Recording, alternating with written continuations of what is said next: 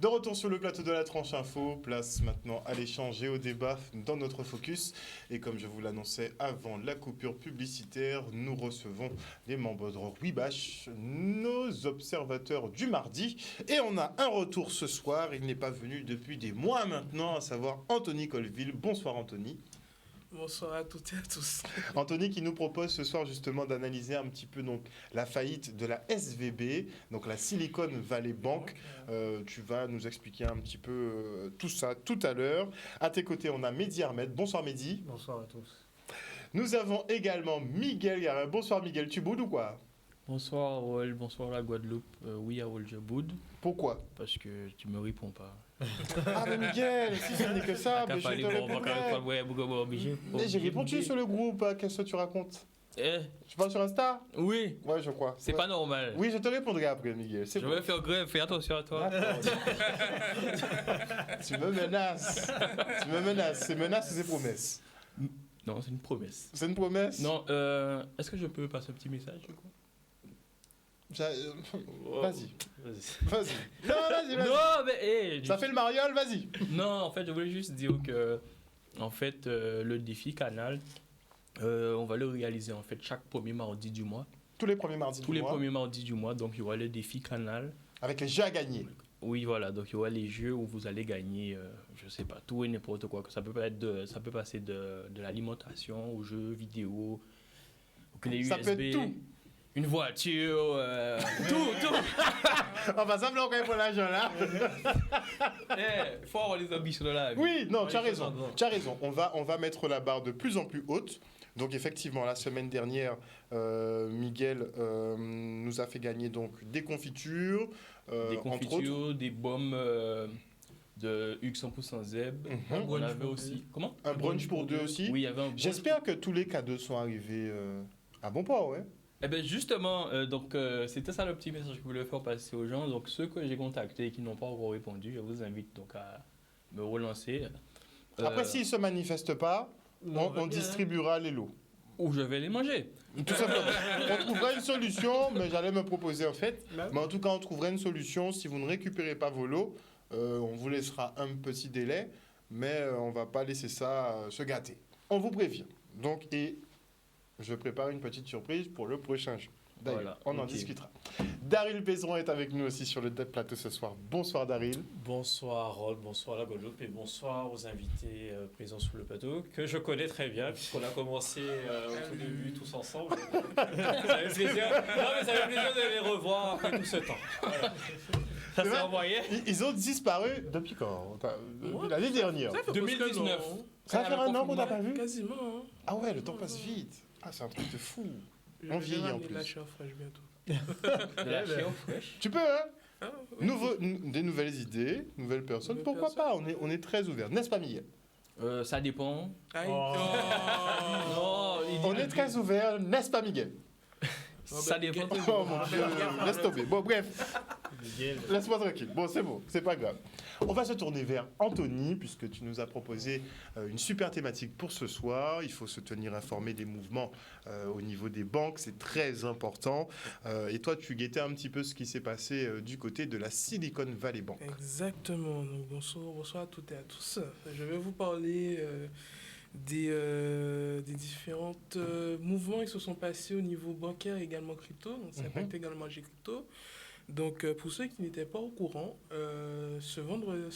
jeudi et vendredi, on a la Silicon Valley Bank qui est la 6e banque américaine, donc qui fait partie du top 20. La seule banque du top 20 américaine, elle brasse énormément d'argent, a fermé ses portes.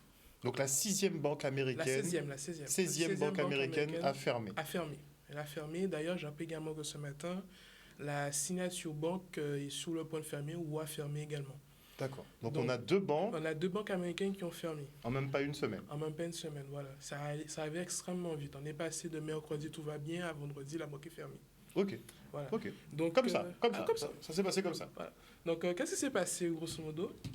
C'est que la Silicon Valley Bank a eu malheureusement, en effet... Alors, déjà, la Silicon Valley Bank, c'est une banque américaine qui a été créée à peu près aux alentours des années 1980, aux alentours, voilà. C'est une banque qui a été créée à la base pour financer les startups. Donc, elle a financé des entreprises comme Apple, Google à leur début, Airbnb également. Donc, c'est une banque qui a financé au tout début. Et toutes les startups sont financées à Silicon Valley Bank, qui a été conçue pour ça. D'accord. Ce qui s'est passé, c'est que, comme vous le savez, les banques, premièrement, les banques font des investissements à droite à gauche. Et dernièrement, vous savez qu'il y a l'inflation qui arrive. Oui. Donc, c'est le fait que, malheureusement, la valeur de la monnaie diminue quand il y a trop d'argent en circulation. À cause du Covid, quand les États-Unis sont mis à imprimer sans compter des centaines de milliards de dollars. Du coup, la monnaie... Ils ont noyé, en fait, les marchés. Ils ont noyé sous le du cash. marché, voilà. Du coup, le meilleur moyen de pouvoir revenir en arrière et faire baisser l'inflation, c'est qu'il faut ralentir l'économie pour pouvoir justement extraire cet argent en trop dans le marché. Et donc, ce qui s'est passé, c'est qu'ils ont augmenté les taux d'intérêt, le taux d'intérêt directeur. Donc, le régulateur américain a augmenté le taux d'intérêt. Je crois que il y a 2-3 ans, on était à moins d'1%. Aujourd'hui, on est passé à 4% en à peine 2 ans. Donc, c'est une augmentation. Et ce qui s'est passé, c'est qu'il faut savoir qu'une entreprise, quand elle fonctionne, elle a tendance à faire des prêts. Donc, elle va toujours faire, même si elle a de l'argent en compte, elle va toujours faire des prêts pour pouvoir fonctionner. C'est plus intéressant pour elle. Mais maintenant, les taux d'intérêt ont augmenté. Elles ne vont pas faire autant de prêts. Elles vont plutôt commencer à tirer dans leur trésorerie. Et qu'est-ce qui s'est passé? C'est qu'on a eu PayPal, certains cadres de PayPal qui ont envoyé à leurs clients, à certains de leurs clients, de retirer leur argent très vite, car il y aurait un problème de liquidité au niveau de la SVB Bank, dans la Silicon Valley Bank. La liquidité, c'est l'argent qu'elle a en cash tout de suite.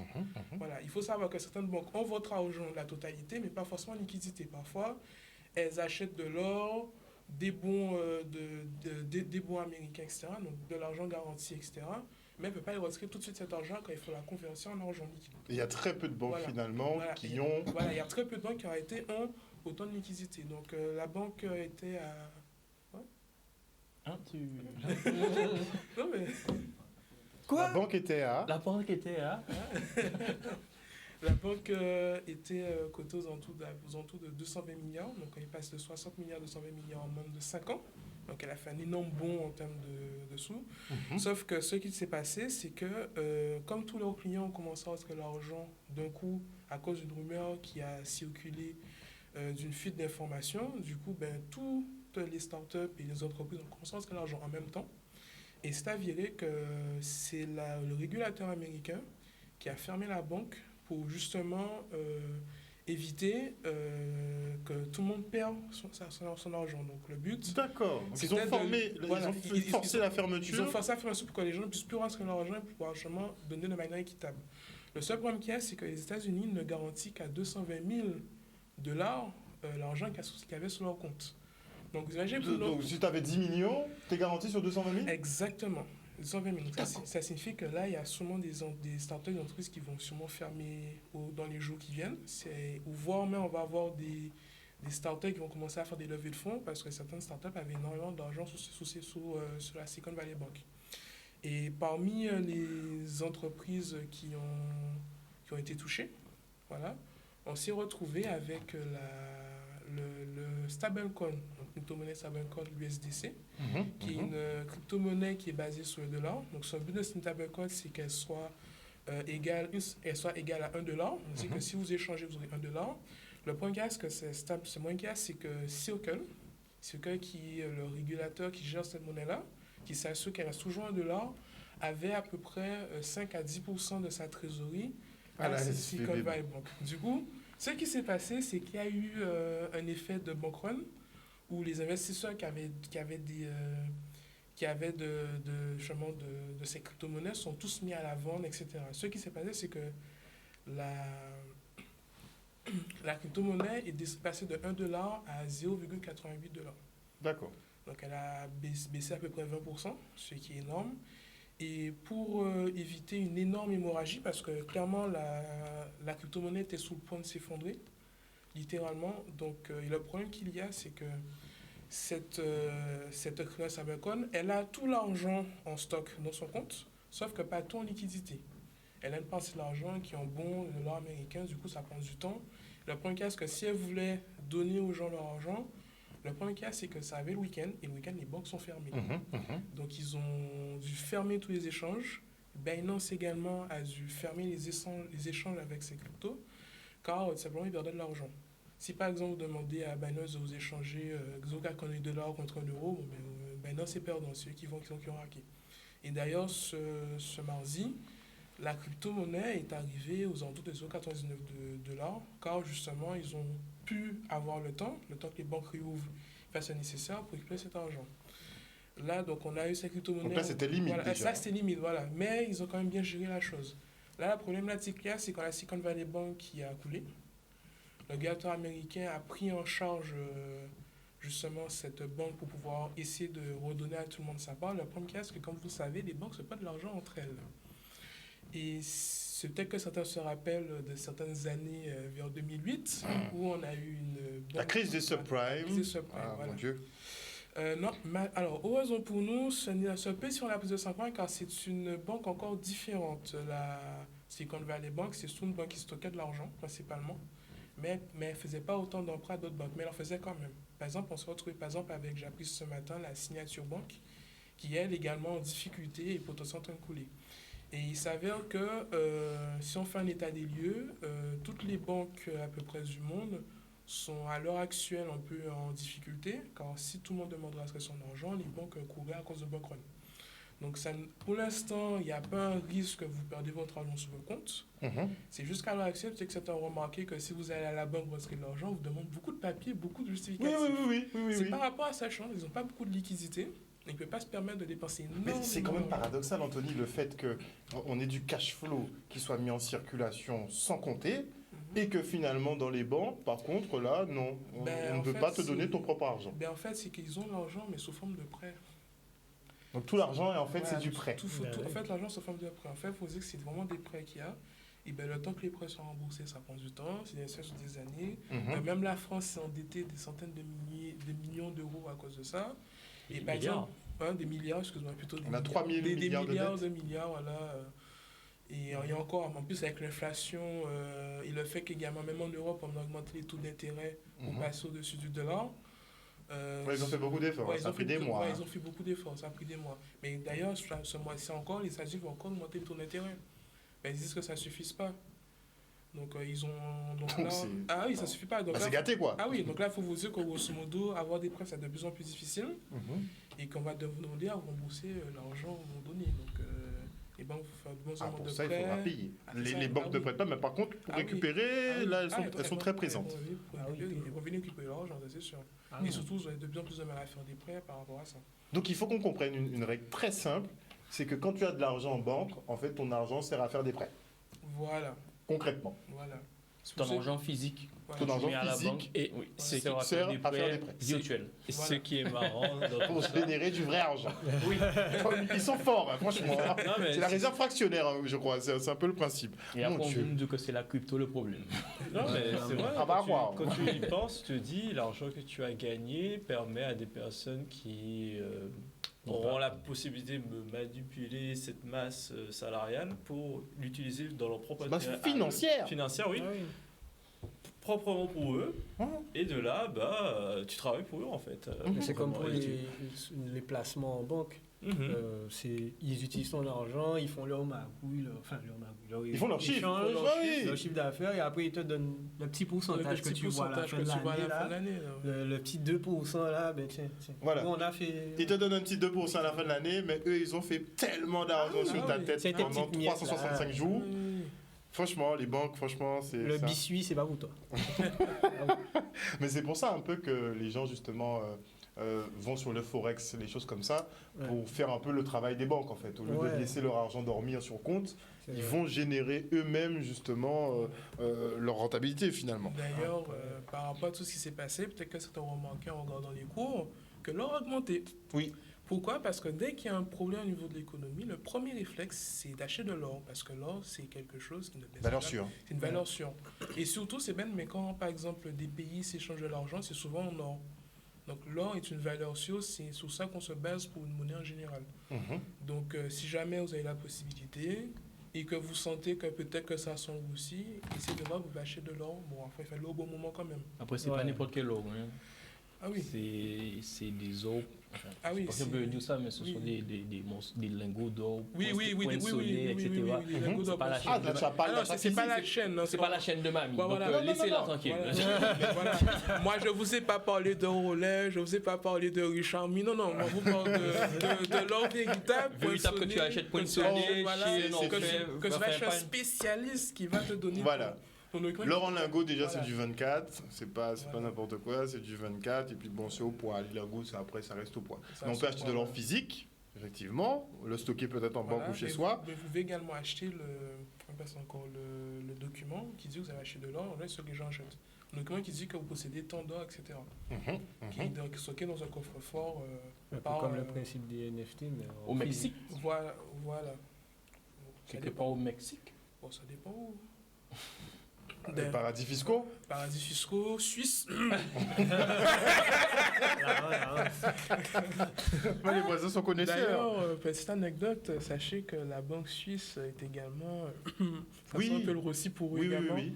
Parce qu'en fait, ce qui s'est passé, c'est que... Alors c'est à cause de l'Europe qu'ils sont comme ça, c'est qu'ils ont fait des prêts à des Russes avant le problème justement du blocage.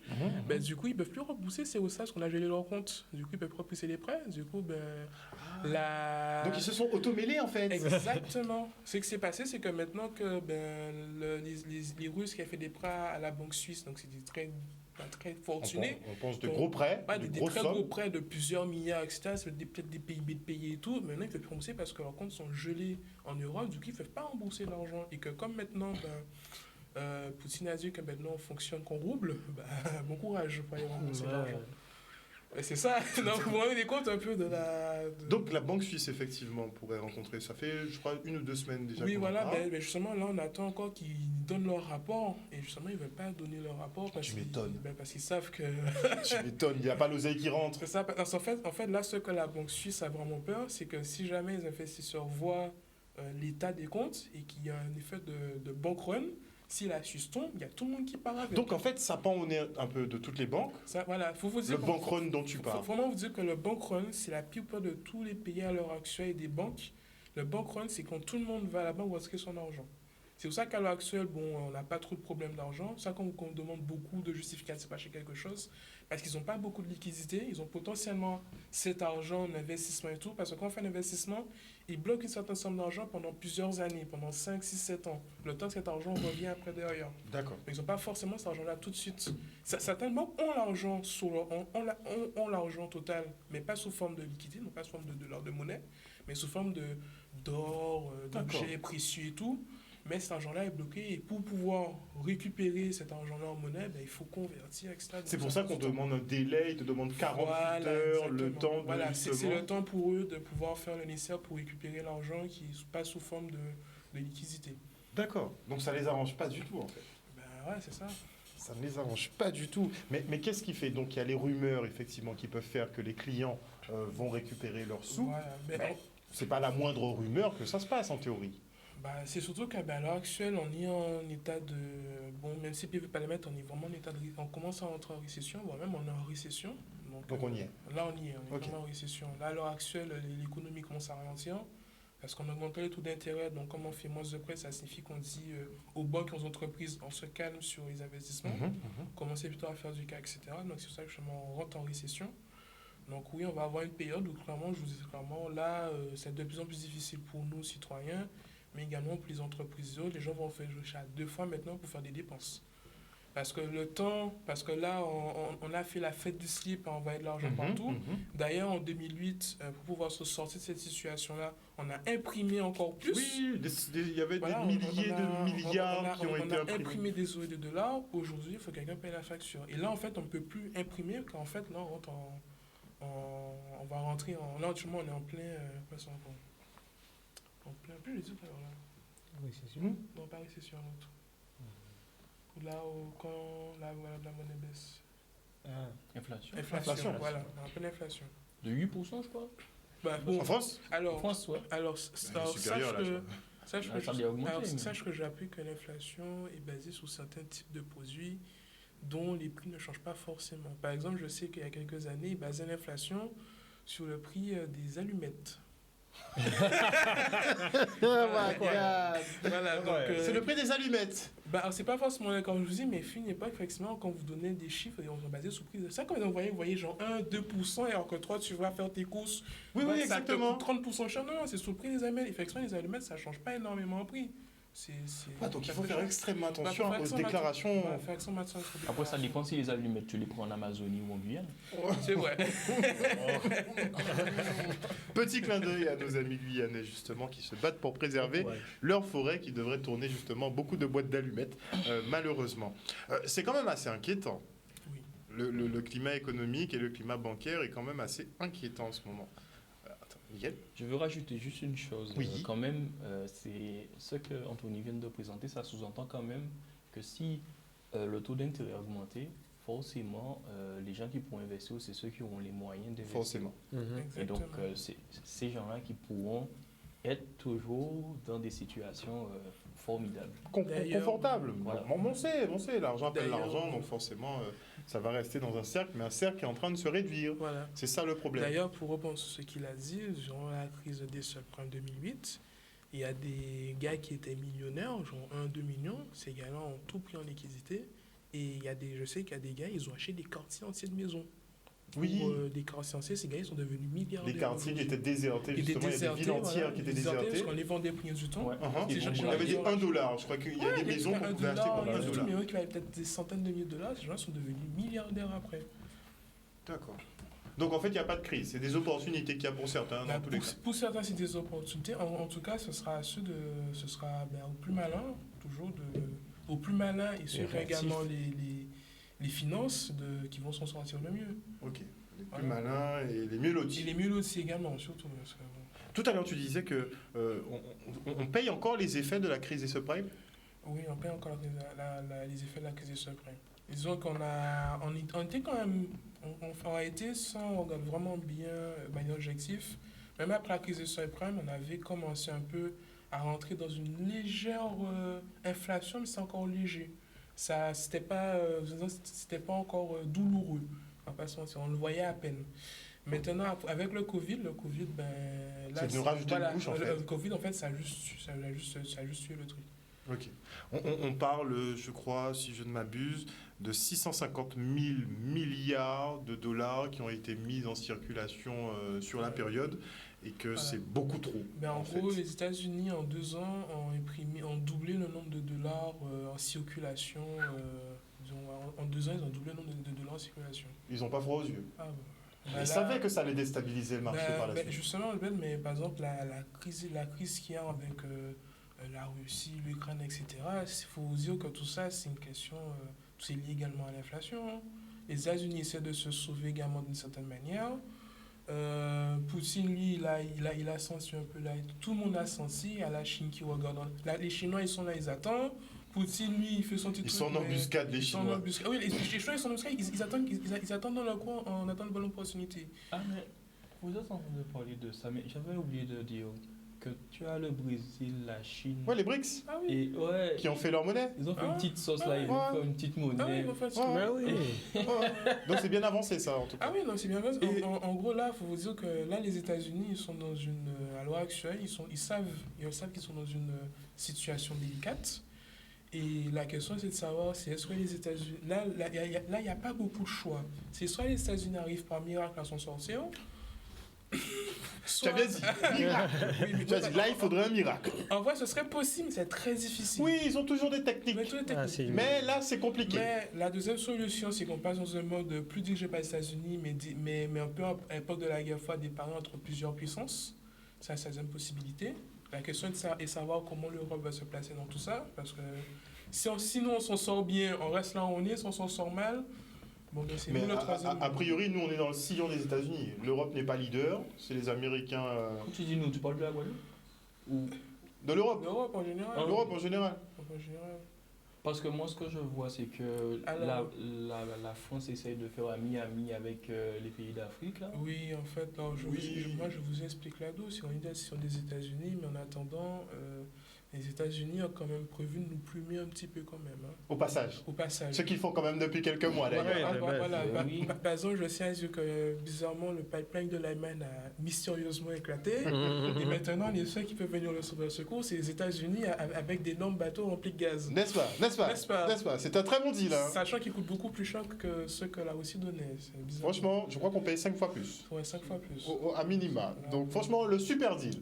En tout cas, les États-Unis se remplissent la poche. D'ailleurs, la dernière possibilité, c'est qu'à dernière fois qu'il y a eu une énorme crise comme ça, on appelait ça la guerre mondiale. Mais moi, je rigole pas beaucoup. Là, je crois qu'il faut pas trop rigoler. Tu veux qu'on fasse quoi? C'est ça. Ça n'ira pas jusque-là, mais il est vrai que dans l'histoire, il est déjà arrivé que quand on était dans des états d'inflation de ce type, il est arrivé qu'on partait en guerre. Mais il faut aller chercher l'argent quelque part. Il faut aller chercher l'argent quelque part. Sauf que je ne pense pas que ça va arriver parce qu'il y a la seule solution pourquoi la seule raison pourquoi les États-Unis pourraient partir potentiellement en Russie récupérer l'argent, ce serait pour récupérer leurs ressources. La Russie a mis tout son argent en Suisse. Ils veulent récupérer l'argent comment? Il n'y a rien en Russie, il n'y a pas d'argent. Tout l'argent, il est en Suisse. Tout l'argent, les Suisses ont pris tout l'argent. Mais on le cherche en Suisse. Mais non, tu peux pas. Tu peux pas toucher à la Suisse. Ils ont pas touché à la Suisse. Parce que c'est la terre bancaire. Même pendant la guerre, ils n'ont pas touché. Même pendant la guerre mondiale. Non. Et bien justement, il faut un changement à tout. Tu dis que peut-être. Il faut un changement à tout. La Suisse, c'est un des pays les plus difficilement que la Suisse. Tu touches la Suisse, tu touches la Banque du Monde, tu touches la Banque de tous les pays du monde. Donc c'est potentiellement tout le monde à dos. Ouais, c'est ça. Ce serait pas impossible, mais ce serait délicat, quoi. Il faudrait se mettre toute la planète à dos. En fait, tous les gens puissants à dos. Mais en fait, Anthony. C'est pas parce que la Suisse c'est à la banque entre guillemets mondiale que est touchable en fait. C'est pas concrètement. Oui, elle ne te dit pas qu'elle est touchable. Elle n'est pas touchable, mais il faut te dire que tu dois quand même être préparé à te retrouver avec peut-être la moitié du monde derrière ton dos pour te dire t'es bien marrant mon coco, mais tu touches pas à ma banque, quoi. Tu touches à mon argent.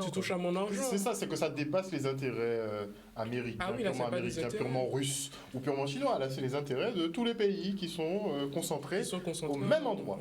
Donc bon. Donc ce serait possible, mais ce serait délicat. Moi, c'est possible. Moi, je pense que c'est tout est possible. Tout est possible. Tout est possible à 100%. Toi, tu veux les sont déjà prêts. Quoi? Tu veux le scénario chaotique. En fait, tu veux vraiment qu'on arrive parce que clairement. Là, par contre, si on touche la Suisse, là, par contre, tu as une guerre derrière. Ouais, bon, là, c'est sûr qu'il y aura une guerre derrière. Là, c'est sûr. Parce que franchement, la Suisse, c'est le pays où on va éviter de toucher, en général. Il y a l'argent de tout le monde là-dedans. Tu touches à la Suisse, il y a tout le monde qui vient derrière toi, quoi. C'est sûr. C'est pas un bon. Je pense que c'est même pas une option. Ils n'ont même pas dû envisager ça. Moi, personnellement, je pense que de toute façon, que ce soit le pays, ils n'ont même pas pris l'option de ça et je veux éviter ça absolument. Donc, je pense qu'en vrai, s'il devait avoir une guerre, il y aurait déjà une guerre. C'est juste que là, ils font. Il y en a déjà une en même temps. Enfin, oui, mais dans le sens vraie guerre, on parle de guerre mondiale, il faut pas en rire. Mais ils font tout pour dissuader les autres pays de ne venez pas m'attaquer, moi j'ai une bombe. Ah non, c'est sûr. Mais ça a toujours été ça. Mais c'est ça, mais dans tous les pays qu'on ne voit pas, il y a toujours une mini-guerre entre guillemets. Et à l'heure actuelle, les pays où actuellement il y a des guerres, c'est des pays où il y a des ressources, que ce soit en Afrique ou autre, c'est parce que à l'heure actuelle, les États-Unis, pas que, mais l'Europe, etc., ils commencent à avoir des difficultés niveau financier parce qu'ils se sont un peu trop amusés avec l'économie. Là, ils vont commencer à récupérer l'argent là où ils peuvent. Donc là, il y a les ressources. C'est ça. Voilà, par exemple, nous en Europe, on a besoin de faire mettre des batteries partout dans nos voitures. Ça demande des centaines de milliards de kilos de lithium. Et la France ne produit pas de lithium. La France ne produit pas de lithium et c'est en Afrique. 2035. En Afrique, entre les langues, quand c'est le lithium. Mais justement, en Afrique, on a des pays en Afrique qui, justement, on a la troisième plus grosse réserve de lithium. Où c'est un peu le bordel là-bas, on va se mentir. Clairement. Parce que les gens essaient de récupérer ce qu'il faut. Mais là, tous les pays essaient de récupérer leurs ressources. Voilà, c'est ça. Donc là, les enjeux sont différents là maintenant. Voilà, donc là, en gros, grosso modo, c'est qu'on va rentrer dans certainement une phase de récession. Savoir combien de temps ça va durer. En gros, soit ça va durer, soit ça va être, on va dire, pas trop douloureux sur un certain longtemps. Soit pendant 1 à 2 ans, ça va être très dur, mais après, ça va revenir un peu à la normale, quoi. Ok. Et pour ça s'enchaîne, hein. Entre le Covid, la guerre. C'est logique en fait. Ouais, au final, c'est ça qu'elle Covid, guerre, récession. Non, mais c'est bête, mais c'est. quand vous regardez franchement l'histoire de l'humanité, c'est bête, mais c'est le genre de choses où on a... C'est bête, mais souvent après des maladies, on a souvent eu des conflits, etc. Mais c'est bête, mais c'est des cycles quand on regarde On refait l'histoire, le c'est même des chose. cycles Oui, bien qui sûr. en fait. Depuis Je suis d'accord Sarkozy, avec je eux. me rappellerai toujours de ça, où il y avait l'effondrement de la bourse américaine. Mais justement, ouais. Ah oui. Ouais, c'est 2008, crise des subprimes. Ah oui. Crash J'étais rentré boursier, dedans. Après, on a eu H1N1 pas longtemps après. Pas longtemps. Franchement, il y a toujours un enchaînement de problèmes. Enfin bon. Alors, je vais profiter de ta présence, Anthony, pour te demander une petite analyse. Est-ce que tu penses qu'au terme de cette période sombre, pendant cette période sombre, que ça va acter justement la fin de l'hégémonie américaine? Est-ce qu'on y est après 2000 ans de règne des Européens? Très clairement, oui, ça sent vraiment le Russie et les États-Unis. Les Américains sont dans une situation difficile, ils le savent. Sauf que vous savez que les Américains, ils n'accepteront pourtant. Les Américains, ils sont énormément fiers. Ils préfèrent aller voler le monde entier. Et feront tout pour rester premiers. Mais les États-Unis, ils sont dans une phase très difficile. Leur économie est fragile. C'est ça, mais bon, l'économie de tout le monde est un peu fragile, on va pas se mentir, parce que le Covid a vraiment fait mal à tout le monde. Mais tout le monde n'est pas leader. Ouais, mais tout le monde n'est pas leader. Et le truc, c'est à savoir, c'est est-ce que les États-Unis vont réussir à rester leader? Comme je vous le disais, là, le fort risque qu'il se d'avoir à l'heure actuelle, c'est qu'on n'est plus les États-Unis qui soient premiers et que le pouvoir se partage un peu comme l'époque de la guerre froide entre plusieurs nations. C'est ce qui serait fortement d'arriver à l'heure actuelle. Parce que d'ailleurs, ceux qui ne le savent pas, les États-Unis ont continué à faire la fête également grâce au pétrodollar. Je rappelle que maintenant, on est obligé d'utiliser des dollars pour acheter du pétrole à l'Arabie, etc. C'est plus nécessaire. Ce n'est plus nécessaire. Du coup, justement, les États-Unis sont une phase très difficile, car c'est justement grâce à ça qu'ils pouvaient se permettre de rester premiers. Là, ce n'est plus le cas. Les Américains se sentent en danger, et c'est tout à fait normal, car effectivement, ils sont en danger aujourd'hui, car leur place de numéro 1 est en train d'être challengée par plusieurs pays. Dans le premier, qui serait Chine. Ce serait la Chine en réalité. La Chine est Ah, peut-être Le en troisième, la dragon Russie qui derrière. s'élève. Sachant que la Chine et la Russie sont alliées. Donc, Oui. Mais a priori, la Chine voilà, a déjà pris le lead. Moi, je pense que la Chine minimise ses résultats, de façon à ne pas affoler. À l'heure actuelle, la Chine, ils sont en bonne position pour au moins être aussi bien que les États-Unis. C'est déjà le cas avant, et là, justement, ils ont bien géré, que ce soit la crise du Covid, Ils ont tout bien géré. L'économie. Ah oui, ils sont dans leur coin. Ouais, ils sont dans leur coin. Franchement, la Chine, ils attendent juste le bon moment. Ah oui. Ils attendent le bon moment pour frapper. Voilà. Ils sont en embuscade. Ouais, Ils sont en embuscade. Ils attendent. On regarde leur communication souvent, à l'encontre des États-Unis. Franchement, c'est plus de la compétition. Hein. C'est un challenge permanent entre les deux. Ils sont toujours à s'envoyer des critiques. D'ailleurs, justement, par rapport à ça, vous savez que la Chine est le fabricant du monde. C'est pour ça que peut-être que certains ne sont pas au courant. Aux États-Unis, il y a énormément d'usines qui commencent à rouvrir. Les États-Unis donnent des milliards. Pourquoi? Parce que c'est la Chine qui produit tout. Et que si la Chine décide de fermer les vannes, mais ils ne peuvent rien contre. Mais ils l'ont senti passer pendant la crise Ah Covid. oui, C'est eux qui fournissaient les masques. d'ailleurs, Ils étaient obligés de se battre pour en avoir. Trump se battait pour ça, justement. Trump se battait, oui. Effectivement, Trump a été beaucoup critiqué, mais c'était vraiment un très bon économique. Ça a compris énormément de choses. Et par exemple, aux États-Unis, si tu n'es pas milliardaire, Dès que tu parles d'argent, c'est sûr que c'est un bon Mais gars. son bilan économique, il est incontesté. Personne ne le connaît. C'est son point fort, c'est l'argent. Économiquement parlant, on ne peut rien dire sur Trump. Ah, clairement. En tout cas, il n'est pas milliardaire pour rien, ça c'est sûr. Par exemple, un truc qui m'a fait dire que effectivement, les États-Unis, ils sont beaucoup plus compétents que certains de nos élus en Europe, parce que vous savez qu'il y a une aide. Non, mais je veux dire, on va venir parce que. Local, national. Tu peux dire les termes. D'ailleurs, savoir qu'aux États-Unis, si achetez une voiture, vous avez des subventions pour acheter une voiture. Sauf que seulement le véhicule est fabriqué aux États-Unis, ce qu'il n'y a pas chez nous. C'est-à-dire que nous, je sais que c'est pas remarqué, il y a de plus en plus de voitures chinoises qui arrivent ici. Oui, c'est vrai. Et ces voitures chinoises-là reçoivent également l'aide de l'État et de l'Europe pour justement avoir des baisses d'argent. Mais c'est bien, mais là, on est en train d'enrichir la Chine, là, bêtement. Alors qu'on aurait dû faire comme au moins les États-Unis, ils disent qu'on limite aux véhicules qui sont véhicules au moins en Europe. Au moins. Ça aurait au moins permis de délai des premiers mélanges sur la Chine. T'entends pas, c'est maintenant que le gouvernement français parle de réindustrialiser la France, de Ouais. refaire le parc nucléaire, parce qu'on est à la ramasse finalement. On est tout le temps à la ramasse. Non, mais ces gens-là sont à la ramasse. On est à la ramasse C'est partout. que ce qui me chagrine, on nous baragouine, enfin, actuellement, on oriente la population sur la retraite depuis plusieurs semaines. Or, il y a des événements comme ceux-là qui sont malheureusement mis sous la table. Et ça nous empêche de nous rendre compte que oui, actuellement, le monde continue d'évoluer. On reste centré sur ce qui se fait en France, sur voilà comment je vais partir à la retraite. Mais pendant ce temps, actuellement, on est soit dans une condition où l'argent est de plus en plus dur à avoir. Donc possiblement... De plus en plus dur à avoir, mais de plus en plus facile à dépenser avec l'inflation. Exactement. Actuellement, tout ce qui est industriel, etc., la concurrence au niveau international sera de plus en plus rude, etc. Et ça, je trouve ça assez malheureux qu'à chaque fois qu'il y a quelque chose de grave, soit c'est le Covid qui est mis en avant, ou soit c'est maintenant le 49.3, la réforme des retraites, qui est une bonne... C'est la même chose. On est mal. C'est pareil. Qui est, même si je suis d'accord, c'est un combat qui est légitime, mais actuellement ça prend tellement d'espace dans les médias publics qu'on a l'impression que c'est l'arbre qui doit cacher la forêt absolument. Ah non, mais il y a beaucoup d'informations, de distractions finalement qui circulent.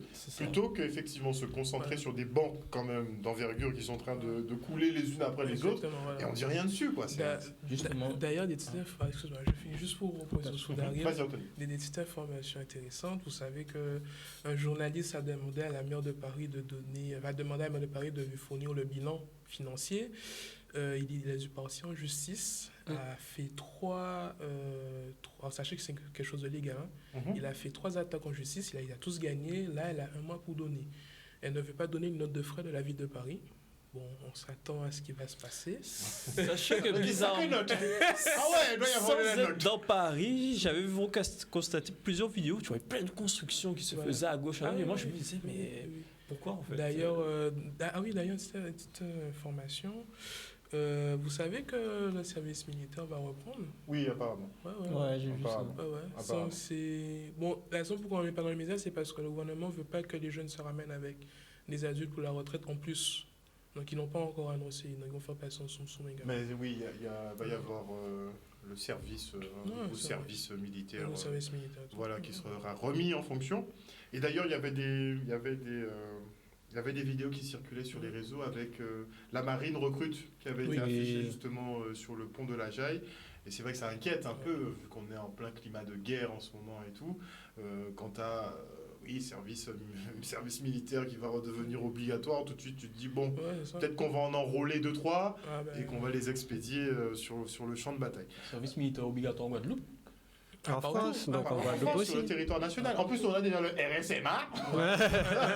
Ils sont déjà là, donc... Ils sont chauds, les gars. Qui part? Qui part où? À la guerre. Le récemment au premier. De lui-même. C'est sûr. De lui-même. De lui-même. Pour aller où? À la guerre. Mais quelle guerre? Peut-être en Ukraine, on va savoir. La guerre pour avoir de l'eau? Pourquoi pas? Non, je te demande, c'est une vraie question. Oui, ça pourrait être pas mal. C'est peut-être mieux. Ça pourrait être pas mal. On préférait là. Donc voilà, j'ai répondu à ta question, mais je voulais juste dire que tout à l'heure on parlait de suprématie des États-Unis, mais en vrai en soi, pourquoi la suprématie des États-Unis est en train de chuter? Ma foi, elle avait déjà chuté depuis longtemps, à partir du moment où en fait toutes nos matières premières, comme tu disais, tous nos équipements, etc., venaient en fait de la Chine. Et effectivement, donc les Chinois ont la faculté de rester sages dans leur coin, etc. Et en fait, il est indéniable que forcément, normalement, c'est la Chine qui va mener, pour moi, c'est le bloc qui va mener, ou en tout cas le côté asiatique. C'est pas... Parce que même s'ils sont alliés avec la Russie, il est indéniable que toutes les matières premières viennent d'eux, tout le savoir-faire vient d'eux. C'est l'usine du monde, comment Tony l'a dit. Donc, la Chine, c'est l'usine du monde. C'est le grenier du monde, c'est l'usine du monde, c'est tout. Le seul qui peut concurrencer la Chine en termes de matières premières, ça reste l'Afrique. Oui. C'est les seuls qui peuvent les concurrencer. Bon, l'Inde, ils ont quand même pas mal de trucs en Inde, mais on parle jamais d'eux, on ne sait pas trop. Mais c'est vrai que tu auras une bataille, je pense, à terme, entre la Chine et l'Afrique. Alors, moi, je vais même te dire, c'est que le presse c'est que la Chine a prêté énormément d'argent à l'Afrique pour se développer. Donc, les Africains ne vont pas venir maintenant. Puisqu'ils ont, Pas tout de suite, parce qu'ils vont devoir rembourser avant. Ils vont devoir rembourser la Chine avant. C'est sûr. Par c'est contre, sûr. effectivement, après, dès qu'ils ont commencé, si les Africains a réussi justement à reprendre la main sur leur nation, ah oui, ils vont devenir aussi concurrentiels que la Chine, ça c'est sûr et certain. Ils ont des métaux précieux, Ils ont des métaux précieux, il y a de tout. Si on ne vient pas les voler avant.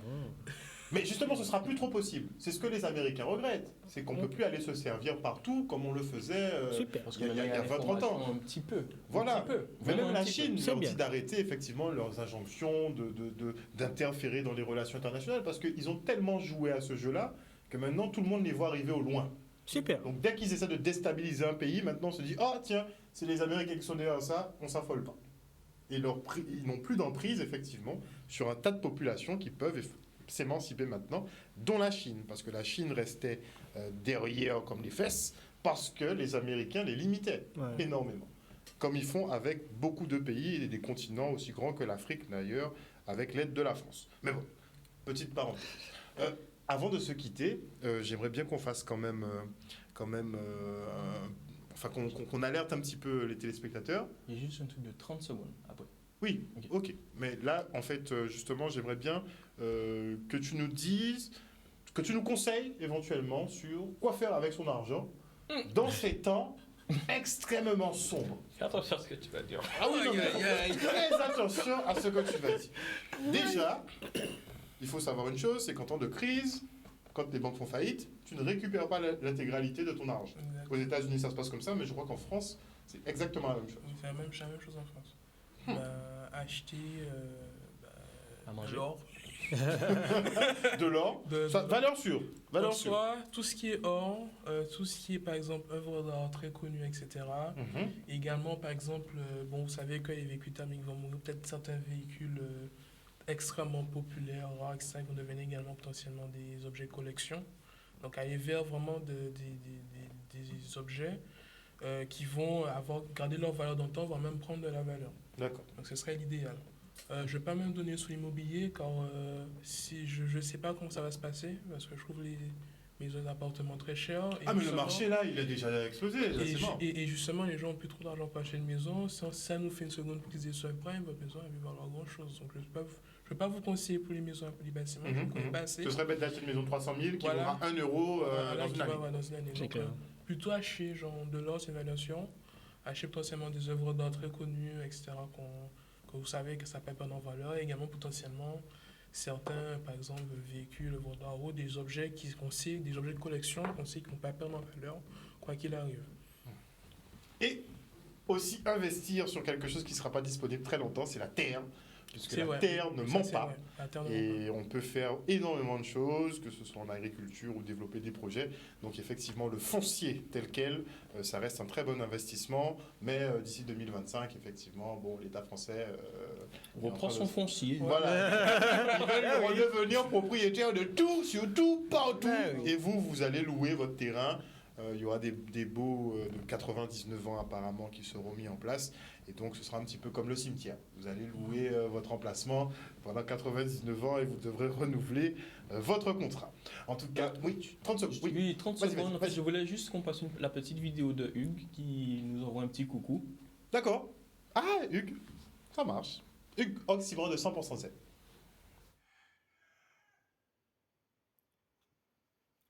Je te donne rendez-vous le 18 mars à 15h30 à la FNAC de Colin-Petitbourg pour vous dédicacer mon livre « Je n'arrachais plus ces herbes ».